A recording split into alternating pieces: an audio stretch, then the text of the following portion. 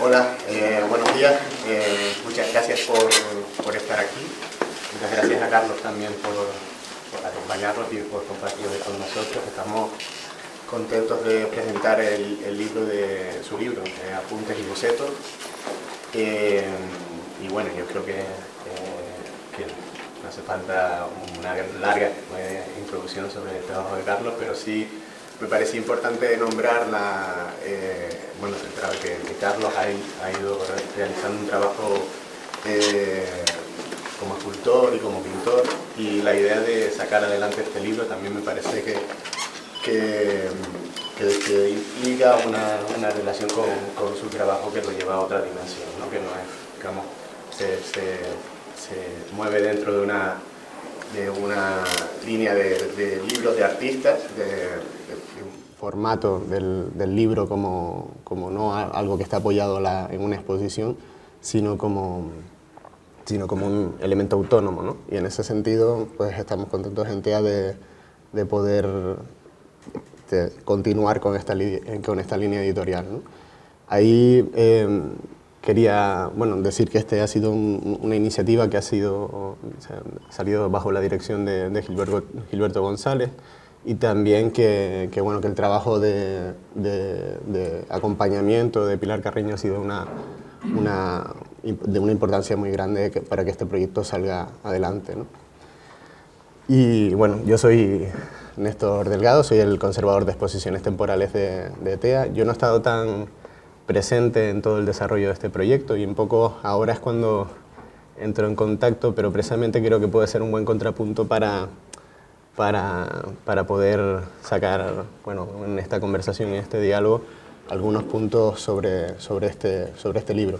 Es un libro que recoge también un arco de tiempo bastante amplio en el trabajo de Carlos, y Pilar en su texto de introducción precisamente hace alusión que se inscribe dentro de una tradición de libros de artistas, ¿no? Así que está en diálogo con esa idea del libro como formato o como objeto artístico en sí mismo, ¿no? Que va desde Miró a Juan Hidalgo, Sage y Fluxus, ¿no? como formato, y más claramente como una referencia de la que creo que Carlos está bastante familiarizado, que es el libro verde, libro objeto de Duchamp, ¿no?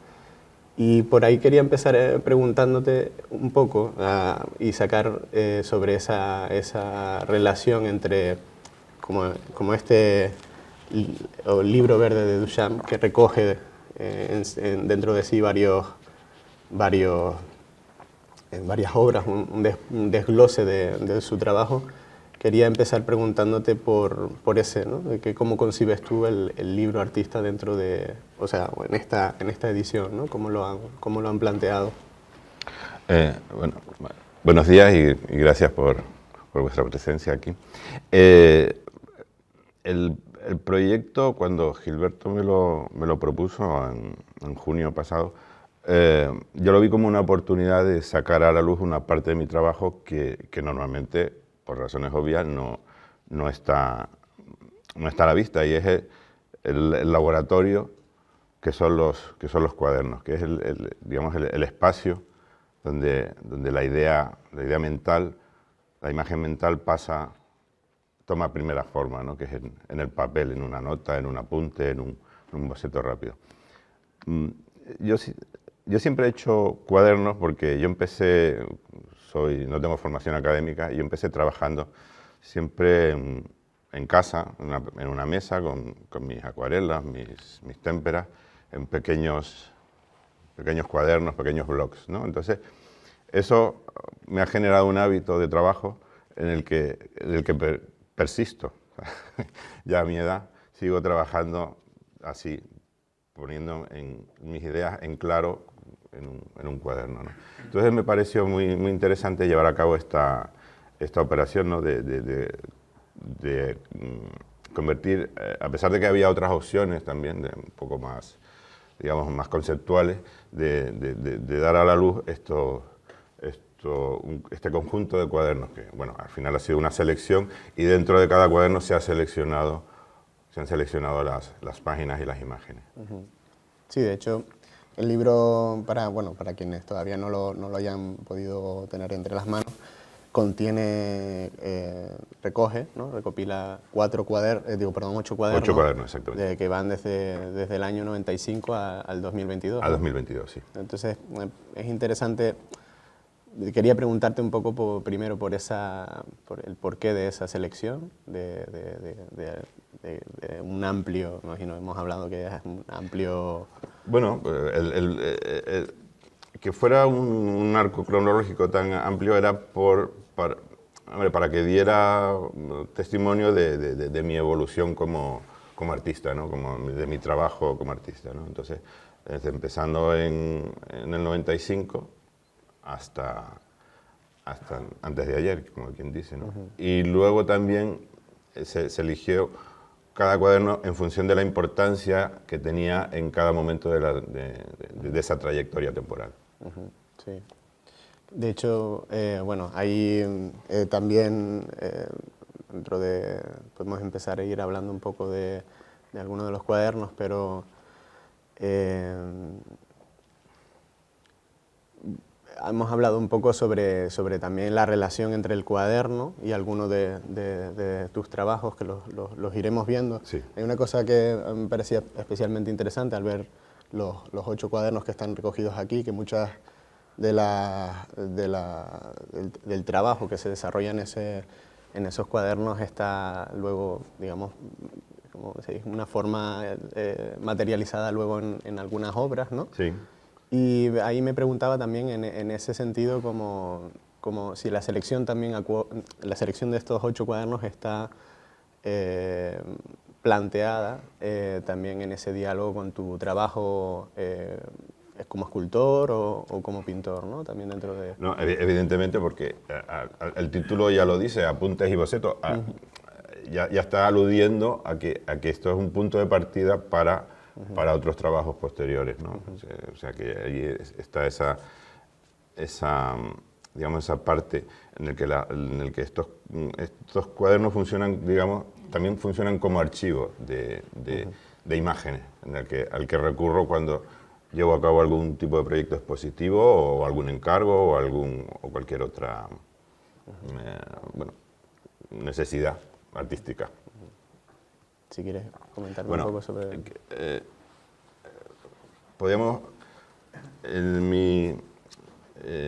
Mi idea es poner una diapositiva de cada cuaderno y explicar un poco los motivos de cada uno.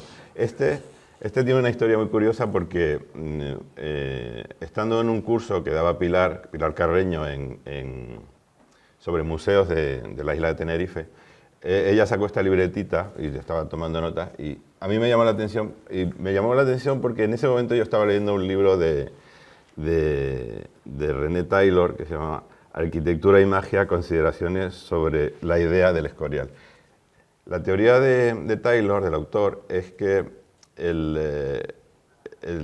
la corte Felipe II, su arquitecto Juan de Herrera, planteaban la arquitectura del Escorial como un libro de claves de un saber oculto.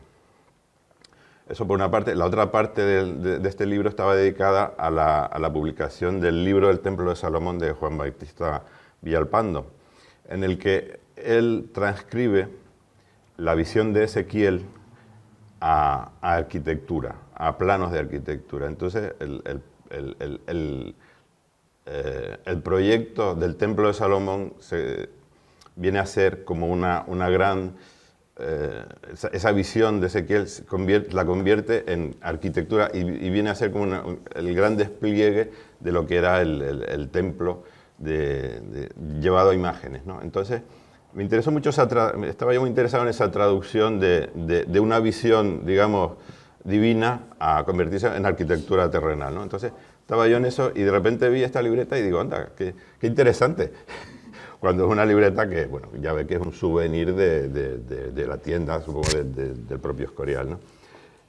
Y me la entregó, me la regaló vacía prácticamente, y yo se la devolví con todos estos dibujos, ¿no? En los que todos son a grafito y todos remiten a la espacialidad y a la arquitectura al principio. Luego ya me olvidé de ello y empecé ya a elucubrar con lo que luego va a ser mi imaginario particular, ¿no? Que son las barcas, las velas, los laberintos, las espirales, todas estas imágenes que me van a acompañar a lo largo de mi carrera, ¿no?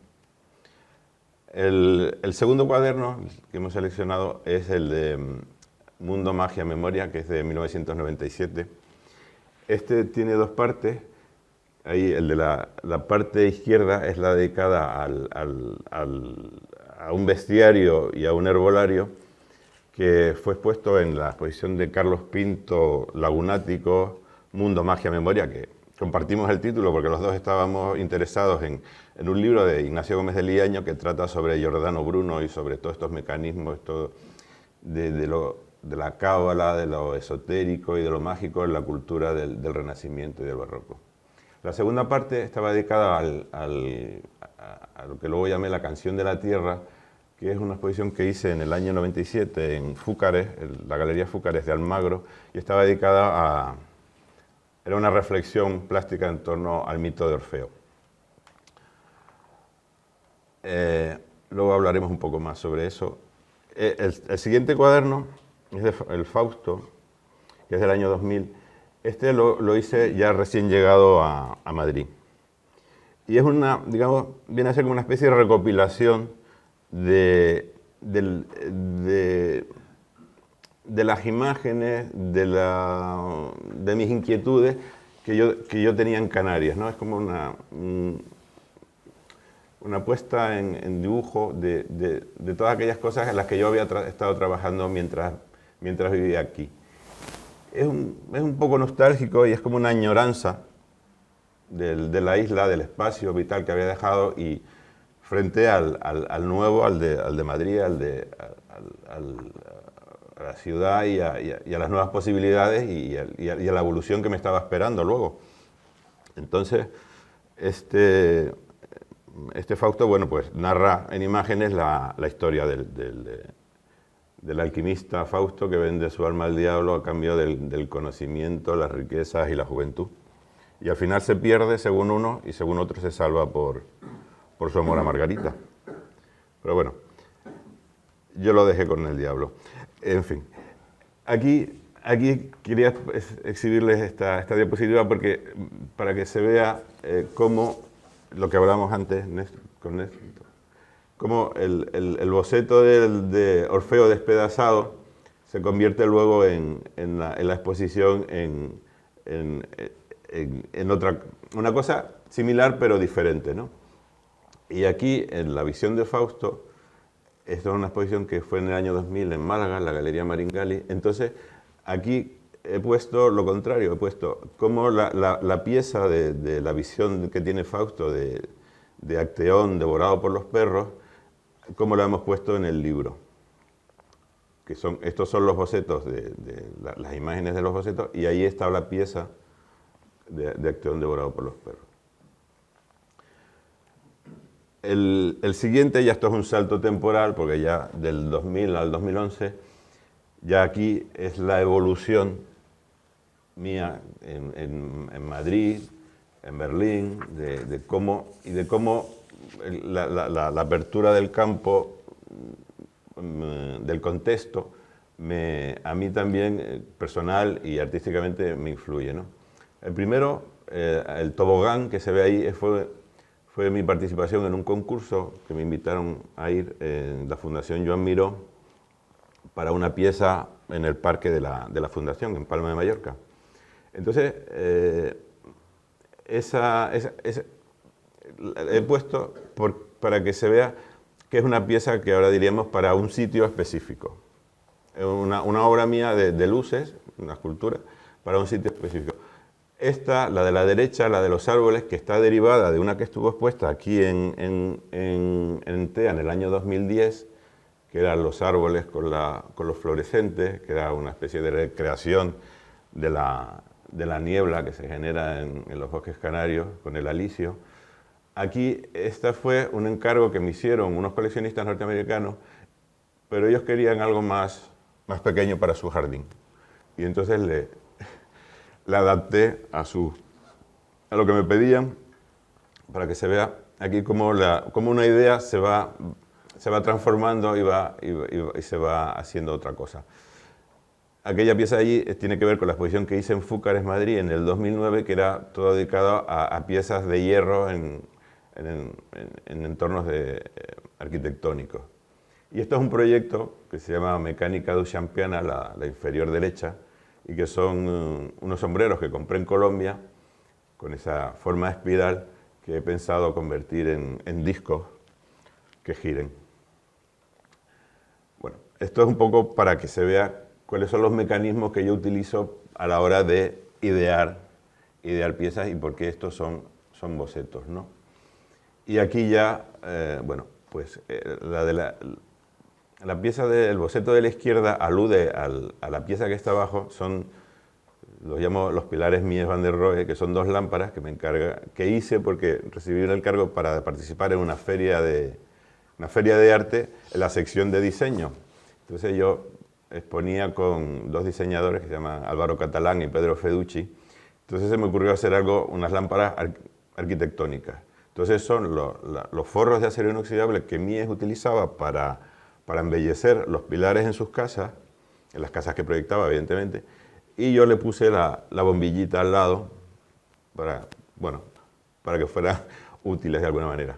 La siguiente también pertenece a mis relaciones con Duchamp, y es la puerta de su estudio en París, que cuando cerraba una parte, abría la otra. Entonces estaba en la esquina y pivotaba y siempre estaba funcionando, ¿no? Entonces, mi idea fue ponerla en la esquina y rodearla de fluorescente. Y esta de la derecha, pues aquí está la foto cuando los pusimos en Bibli el año pasado, en la exposición Piedra, Papel, Tijera, y arriba está el boceto. Se ve más o menos que soy bastante fiel a mi primera idea en muchos casos y que trato de, bueno, se ajusta bastante lo que imagino a lo que luego hago. Este ya es otro cuaderno, este es un cuaderno ya que es un tomo grueso, son más de 200 páginas. Tardé bastante en terminarlo porque lo compaginaba con otros proyectos y lo llamamos cuaderno azul porque básicamente está todo en azul, hasta el forro de fuera curiosamente resultó ser azul, pero bueno, fue una casualidad. Entonces aquí está, este se divide en 2 partes, se llama cianotipos y otras son vidrios. La parte de cianotipos, no es que fueran cianotipos, evidentemente, pero me interesaba la relación que había entre los cianotipos, o sea, que es una técnica fotográfica de los pioneros de la fotografía, donde a través de una emulsión que daba un color azul, el objeto que estaba encima, o lo que fuera, solía ser flores y plantas, quedaba registrado en blanco. Entonces esa relación entre el color azul y la luz blanca, bueno, quería tener algo que ver con ella y por eso los titulé cianotipos, aunque bueno, pueden tener que ver o no. Y esta parte de aquí, el tema de los vidrios es un proyecto, digamos, irrealizado. No sé qué forma va a tener ni cuándo lo voy a hacer, pero bueno, ahí está para el archivo. Este cuaderno nace de una invitación de una comisaria, Berta Sichel, a una exposición en la Pratt Manhattan Institute Gallery allí en Nueva York. Entonces, Javier, mi compañero y yo tenemos una finca en La Mancha, en Santa Cruz de Mudela, al lado de Valdepeña, que desde el 2002. Entonces, nuestro proyecto allí es una finca orgánico, biológico, ecológico y tal. Y en un momento dado se nos ocurrió poner abejas y entonces hicimos el curso de apicultura. Y no sé si fue esa la razón o qué, yo se lo estaba comentando a Berta y dice, pues estoy preparando una exposición sobre los problemas de las abejas que hay muchas obras, muchos artistas están trabajando sobre el tema de las abejas y me parece que puede salir una exposición muy interesante y me han invitado a hacerla ahí en Nueva York. ¿Te interesaría participar? Pues sí. Entonces, entre las cosas que aprendimos allí estaba el hecho de cómo se comunican las abejas, cuál es el lenguaje de las abejas. Y es una especie de danza, una performance diríamos ahora, que las abejas ejecutan dentro de la colmena, sobre los panales. Tengamos en cuenta que las abejas en ese momento no ven porque los panales están oscuros. Ellos tienen un sistema que les permite captar el movimiento que hacen digamos, las exploradoras, ¿no? Entonces son dos tipos, según la distancia a la que esté el polen, ¿no? El de la izquierda es cuando la abeja está cerca, el polen está cerca, y el de la derecha, que es más complejo, es cuando está lejos. Entonces tiene una orientación según la luz solar y tal. Bueno, estos esquemas los pongo porque estos gráficos son los que he usado para luego especular en el cuaderno con ellos, ¿no? Usándolos, poniéndolos, bueno, pues en combinaciones, en tal. Este cuaderno se exhibió en la exposición también porque a Berta le gustó mucho y lo exhibimos allí. Pero la pieza era esta. Entonces, pongo la pieza porque lo que hace de panel de fondo, que son fotografías, bueno, fotocopias pegadas a la pared, esto yo quería que el panel fuera inspirado un poco por la Biblioteca de Babel de Borges, un gran atlas de hexágonos de todo tipo y siempre relacionado con imágenes plásticas, ¿no? Con arquitectónicas, pictóricas, fotográficas, urbanísticas, pero entramos en unos grandes almacenes allí en Gran Vía y vi que la zapatería habían hecho una instalación lumínica, la iluminación de la zapatería era esta instalación hecha de hexágonos. Y dije, pues ya está. Esto es lo que yo estaba buscando. La fotografiamos con el teléfono y la utilizamos aquí para crear estos paneles metafóricos. En el libro lleva un encarte, no lo tenemos aquí, bueno, hemos utilizado estas fotocopias, las hemos utilizado para hacer un encarte en el libro, que acompañe y que, bueno, que dé un aire más, personalice de alguna manera, lo haga único cada ejemplar de los libros. El siguiente cuaderno, que lo hice al mismo tiempo que, evidentemente, que el cuaderno azul, también formalmente es bastante azul, nace de cuando complementa digamos, el guión de un proyecto también irrealizado todavía de una película que se llama Silvar la novia, Marcel Duchamp en La Gomera. Entonces, este proyecto nace de mi interés por el tema de las transposiciones entre los distintos medios, ¿no? de la música a la pintura o al dibujo, a la literatura y en este caso, bueno, en este caso es la literatura porque son los textos de Duchamp de la caja verde traspuestos, digamos, traducidos a Silvo Gomero. El proyecto es filmar en La Gomera digamos, con silbadores y con la banda sonora que sea música tradicional de La Gomera, de chácaras y tambores, a estos textos silbados por los propios silbadores, por los propios pastores que harían de novios y de la novia, que la novia sería, pues bueno, pues la Vía Láctea que está sobre el cielo de Garajonay, ¿no? O sea, esa es la idea. Pero bueno, ahí quedó. Este es el proyecto de cartel para esa película.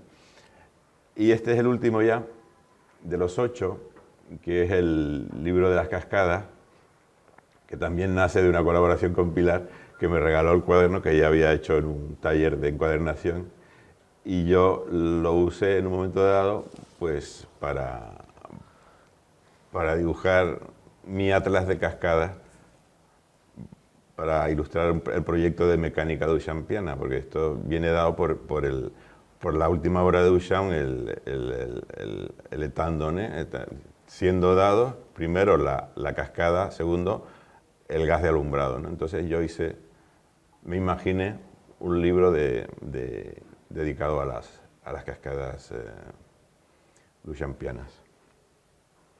Y este ya es el último. Pero bueno, creo que, en definitiva, estos 8 cuadernos compendian mi evolución de alguna manera, ¿no? Mi evolución mi trayectoria como artista durante estos pues ahora no sé cuántos años, 27 años. 95, sí. Sí, 27 años. 28, sí. Sí, hasta el 22. 27 años de trabajo y de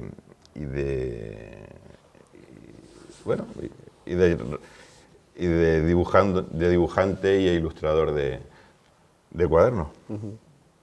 A mí hay 2 cosas que me llaman la atención de las que habíamos estado hablando, que tienen que ver con lo que nombrabas en el cuaderno del Escorial, ¿no? En el comienzo, y que tiene que ver con la arquitectura y el espacio mismo del libro, ¿no? Del objeto libro, que es especialmente significativo también en el hecho de que de empezar a utilizar esa imagen del Escorial para empezar a trabajar el espacio de la página y acabar con el libro de cascadas, que ya directamente son juegos más formales, pero precisamente como todo el rato, ¿no? Tratando de adaptarte al espacio, ¿no?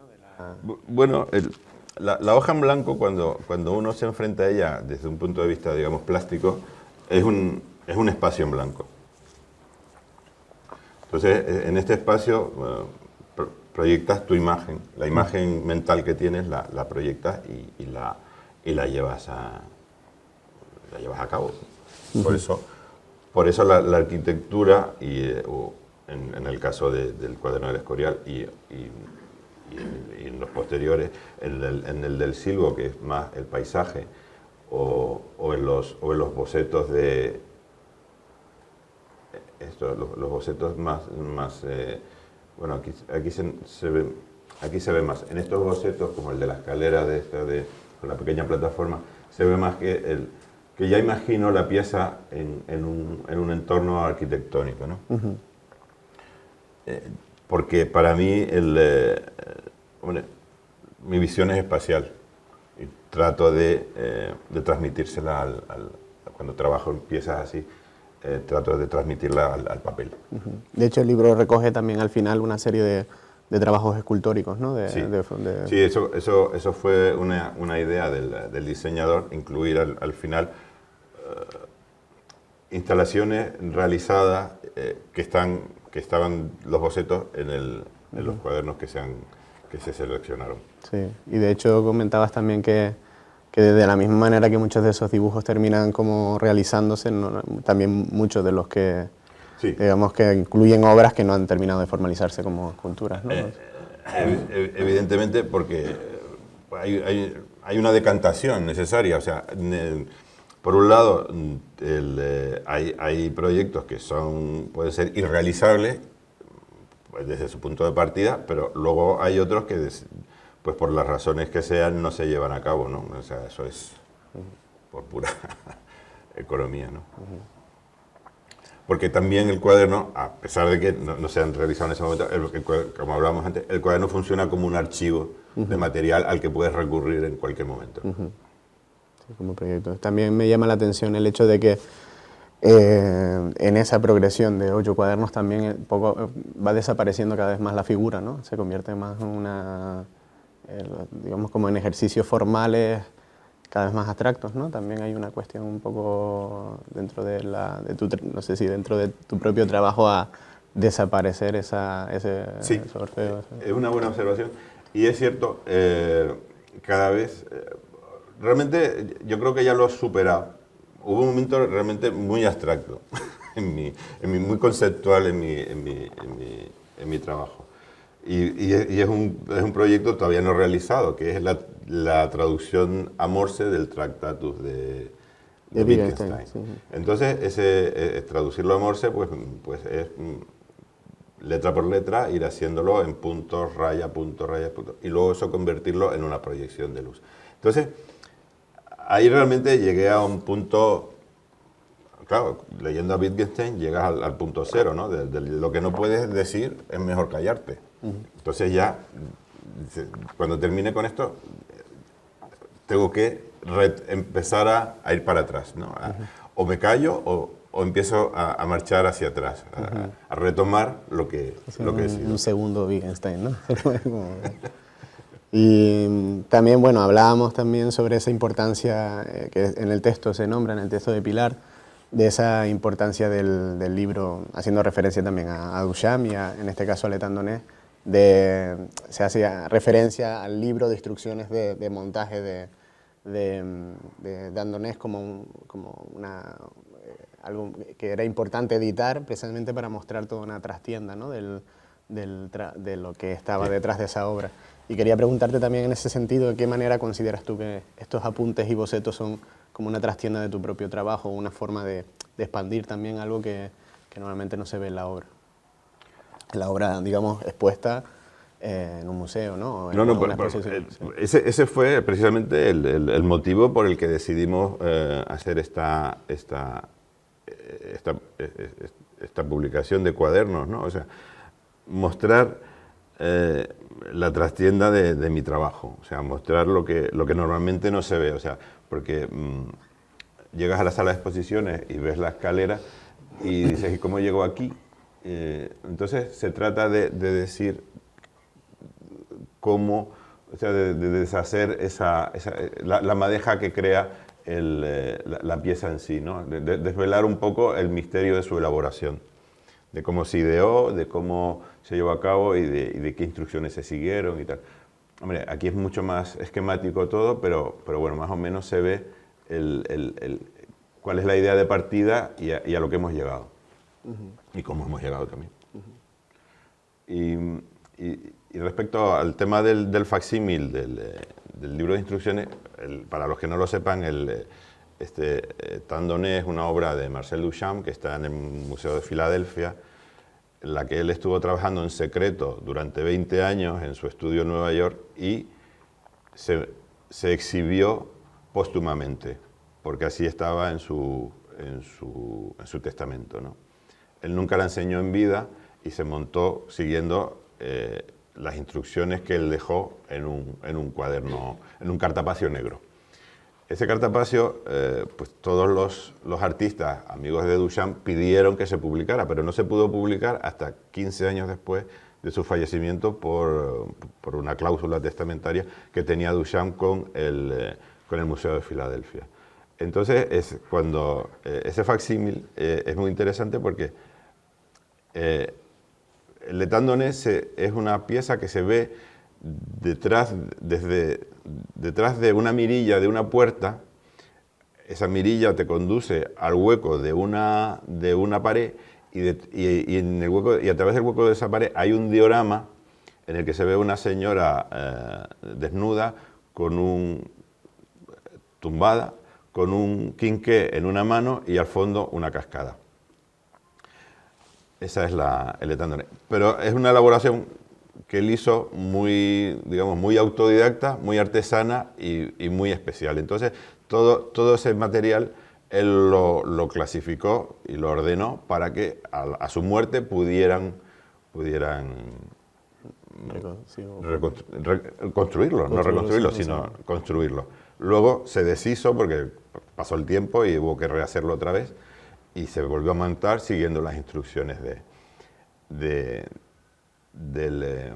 cuaderno este. Evidentemente, si tú ves ese boceto de arriba y ves la pieza abajo, dices, ¿y qué altura tienen? ¿Cuáles son las longitudes, las magnitudes?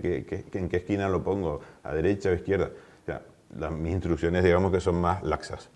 Dejo más espacio a la improvisación. Sí, había, de hecho, una de las bocetos que me enseñabas había sido una pieza que también está recogida en la fotografía documental, ¿no? Que es esta instalación que hiciste en Cartagena, y precisamente hay una, pues, digamos, como una adaptación que no es exactamente... Evidentemente, sí, bueno, hombre, la pieza de Cartagena de India, no tengo aquí fotos, la pieza de Cartagena de India era una pieza para poner en el parque que está al lado de la muralla, la muralla del siglo XVI de la ciudad. Y entonces había un espacio ajardinado que querían utilizar como espacio para la Bienal. Y la comisaria me encargó una pieza para ponerlo allí. Y yo le hice una especie de leporello, desplegado, hecho con andamios y fluorescente, que zigzagueaban alrededor de los árboles. Entonces, Berta me pidió, dice, bueno, pero esto a mí me gustaría que se viera en alto, ¿no? Que se viera, que creciera hacia arriba. Y le pusimos 2 pisos más de leporello, pero las autoridades no nos dejaron tanta altura, dijeron que aquello era un poco peligroso hacerlo con andamios y demás, y hubo que renunciar a los 2 pisos superiores. Nos quedamos con el de abajo. Bueno, yo creo que te parece bien que abrimos un poco a... Bueno, pero perdona un momento. Antes que nada me gustaría, para terminar ya, agradecer evidentemente al Cabildo Insular de Tenerife, al TEA de Tenerife y a todo su equipo, pues la oportunidad de realizar este libro de artista, a Gilberto González por pensar en mí para hacerlo, a Pep Carrió, el diseñador, porque consiguió con su diseño transmitir esta sensación que yo quería de transparencia y de luminosidad y de poco peso en las imágenes. Y luego especialmente a Pilar Carreño, que hoy lamentablemente no nos acompaña, porque sin su incansable entusiasmo y su dedicación al proyecto, pues yo creo que no hubiera sido posible hacerlo. Y a ustedes también por haber asistido a esta presentación.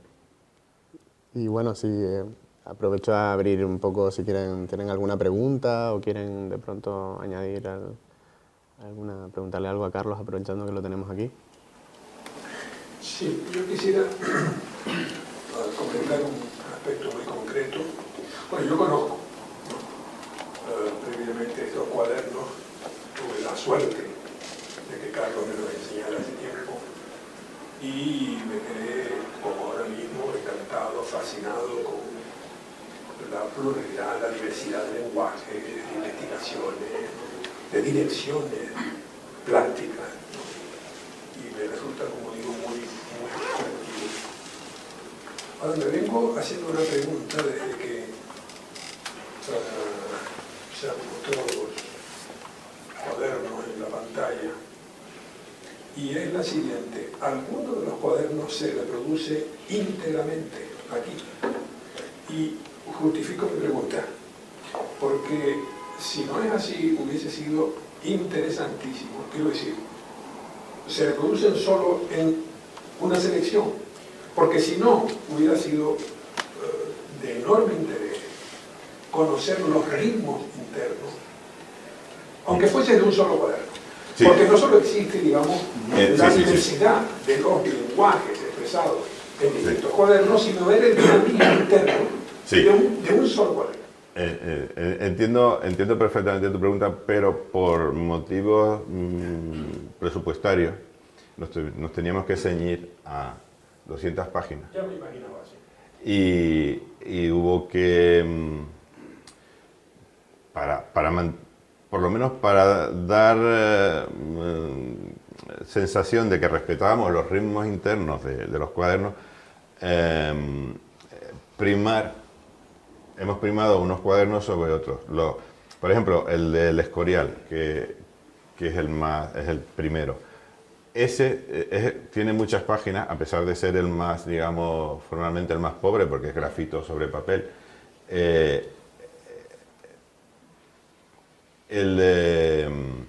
Aquí hemos dejado bastantes más páginas de los que en otros cuadernos hemos dejado, como por ejemplo en el Laberintos de Luz, que siendo de boceto, al ser, digamos, más utilitario, más de archivo, más de imágenes para hacer luego piezas a partir de él, pues pensamos que seleccionamos piezas en función del interés que tuvieran las piezas en el contexto del cuaderno. Y el último también, el de las cascadas, ahí también dejamos bastantes imágenes para que se viera la evolución de la idea de la propia del atlas de la cascada, ¿no? De cómo se va desde los primeros más abigarrados a los últimos más simples, más escuetos. Quizás por cansancio, ¿no? Porque lo hice de una vez. Y como lo hice de una sentada, como quien dice, pues a ese procuramos mantenerle el ritmo de la factura, ¿no? El de las abejas, no, el de las abejas hicimos una selección, y el del silbo gomero también se seleccionaron bastantes páginas, porque como aquí lo he querido poner, que se vea, por ejemplo, las primeras páginas están con el cielo dibujado, las montañas más coloreadas, luego ya esos abanicos que quieren ser como la vibración del sonido en el aire, se van haciendo más simples, cada vez más simples, hasta que al final son solo rayas, ¿no? Esa es más o menos la evolución del motivo a lo largo del cuaderno. Pero vamos, básicamente fue el motivo presupuestario, ¿no? el que nos impidió hacer eso. De todas formas, en alguno de los cuadernos, como por ejemplo en el de las abejas, yo dejé que el diseñador lo reordenara. Y no está en el orden en el que yo lo hice, sino en el orden en el que el diseñador, que yo no le dije nada, le llegaron las imágenes y él las ordenó como creyó que tenía que hacer. Y pensé que podría ser interesante ver cómo funcionaba el cuaderno con un nuevo orden, diferente al que está en el, digamos, original.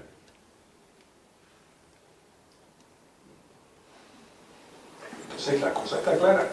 Es decir, habría que proponer a TEA la emisión en el futuro del facsimile, en un cuaderno específico, ¿no?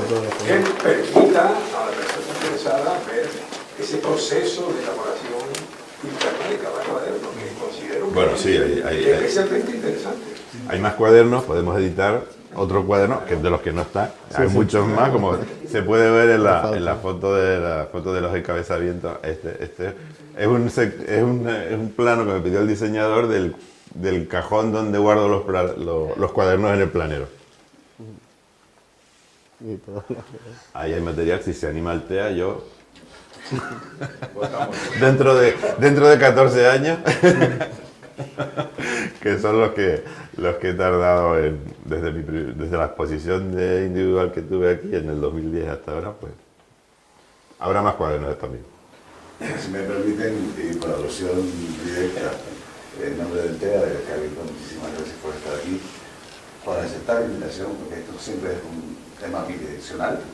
Nosotros proponemos, pero ustedes tienen que aceptar, y en tu caso ha sido maravilloso que hayas aceptado, que nos hayas mostrado la obra de esta forma y con todos los cuadernos, porque sería un gran proyecto, habría que presupuestarlo y ver cómo se puede realizar. Pues, bueno, pues seguimos hablando. Muchas gracias.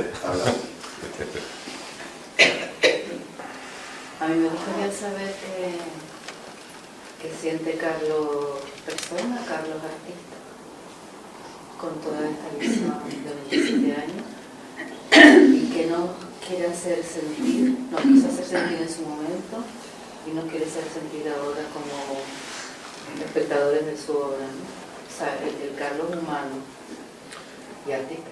Pues claro, no se pueden separar, lamentablemente. Ahí, en eso soy un poco... Bueno, en eso y en más cosas. Soy bastante duchampiano. Creo que es el espectador el que termina la obra con su asistente, con su visión, ¿no? Yo propongo y el espectador la termina cuando la ve. El espectador con toda su historia, su background. Eso es lo que opino. En principio lo que yo trato de transmitir es mis inquietudes, mis intereses, tanto estéticos como éticos también, evidentemente, y formar parte de la tradición y enlazar a través de ello con la tradición, con lo que ha venido detrás de mí, para enlazar con lo que va a venir después. O sea, ser un eslabón más en la cadena de creadores que han sido y serán la tradición artística y cultural de Canarias. Hombre, evidentemente no nos queda más remedio que participar de la del mundo, que estamos aquí en una encrucijada marítima de comunicaciones, ¿no? Y ese ha sido nuestro fundamental. Pues sí. No.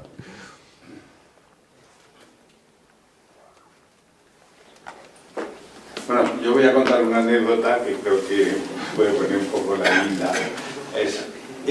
La obra que está ahí, que es una corona de luz sobre unos árboles, creo que está instalada en una finca que ha dicho Carlos, que le encargó una coleccionista americana que se llama Brillenburg, en Maryland, ¿no? Maryland.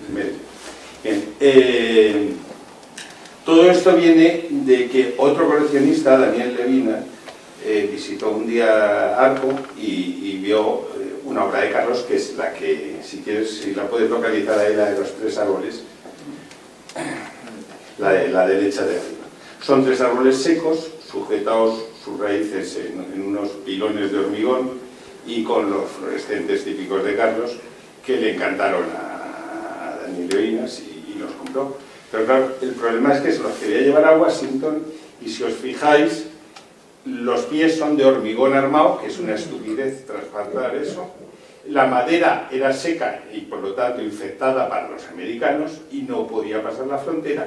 Y para colmo de males, en América sabéis que los montajes son 125, ¿no?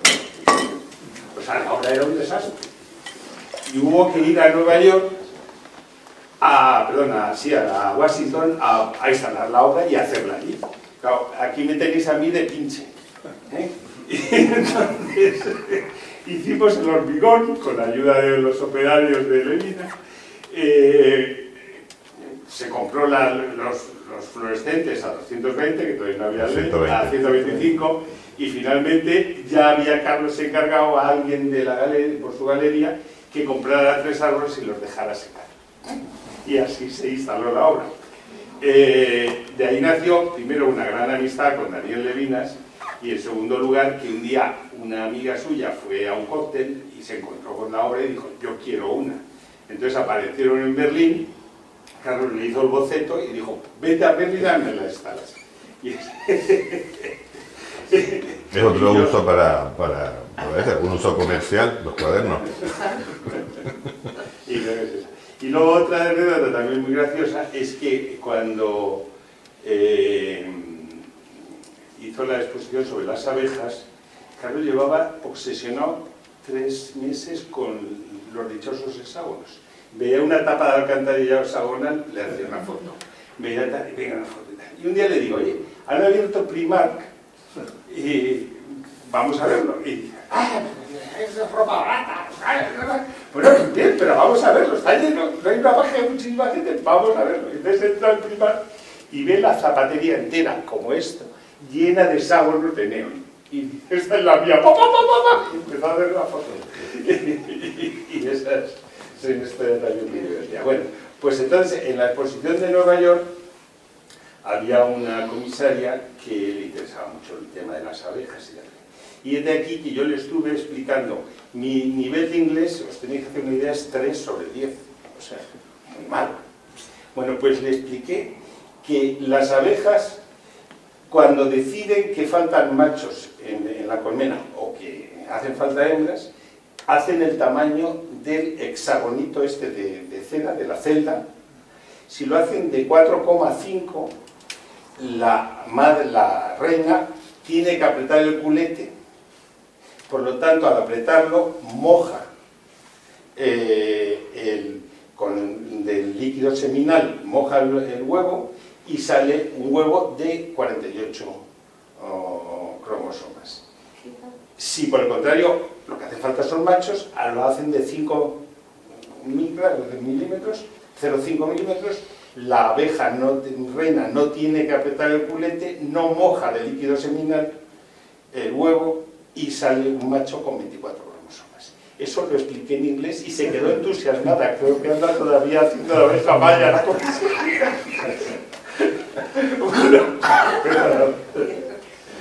Bueno, gracias por tus explicaciones, Javier.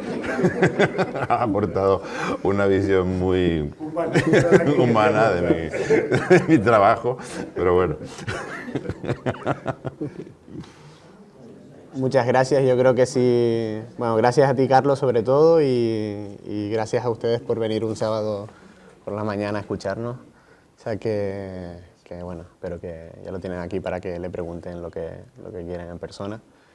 Y nada, gracias.